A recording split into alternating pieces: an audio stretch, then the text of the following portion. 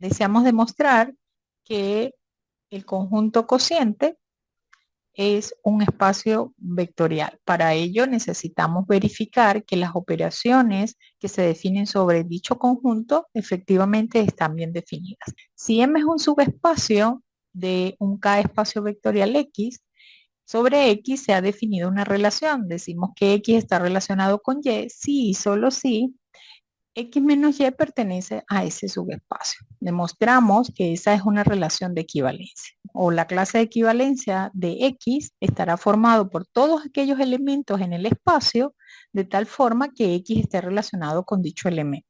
Hemos verificado que si tenemos X y Y, dos elementos que están en una clase, es decir, si X y Y son representantes de una misma clase, entonces la diferencia entre ellos pertenece al subespacio M, o lo que es lo mismo, X está relacionado con Y. Además, si tenemos dos elementos del espacio, entonces sus clases son iguales o bien pertenecen a clases disjuntas. Además, nosotros pudimos demostrar que la clase de equivalencia de X es exactamente igual al conjunto X más M. Y ahora, teniendo en cuenta esto, si definimos el conjunto formado por todas estas clases de equivalencia para cada X que pertenezca a X. Como X estamos suponiendo que es un K espacio vectorial, X es un conjunto no vacío. En consecuencia, este conjunto que estamos definiendo también es un conjunto no vacío. Sobre dicho conjunto se definen dos operaciones. Estas operaciones, la suma de dos clases, se define como la clase de la suma y la multiplicación de alfa por una clase cuyo representante es X va a ser exactamente igual a la clase de alfa por X.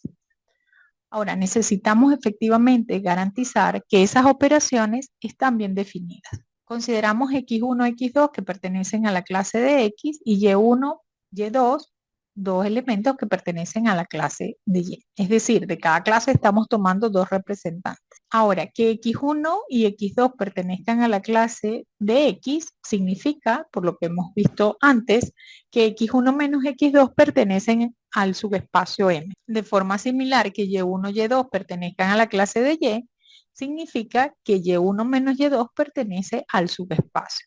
Ahora, M es un subespacio y estos son dos elementos que se encuentran en un subespacio. Por lo tanto, la suma de ellos dos también se encuentran en el subespacio.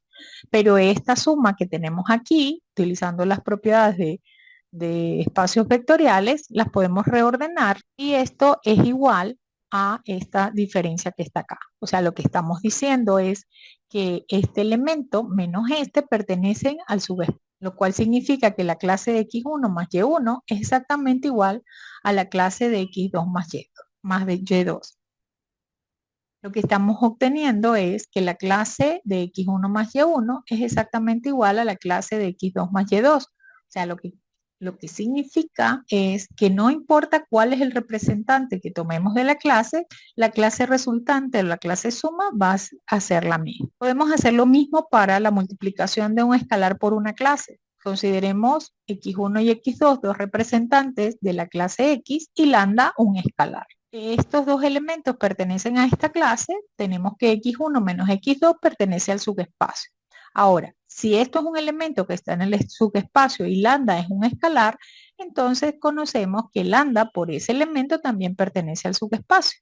Pero esto es exactamente igual que lambda X1 menos lambda X2. Es decir, esta diferencia pertenece a M y eso significa entonces que la clase de lambda por X1 es exactamente igual a la clase de lambda por X2. Nuevamente, entonces eso significa que la multiplicación de un escalar por una clase no va a depender de cuál es el representante de la clase que consideremos. Es decir, las operaciones sobre el espacio cociente están bien definidas.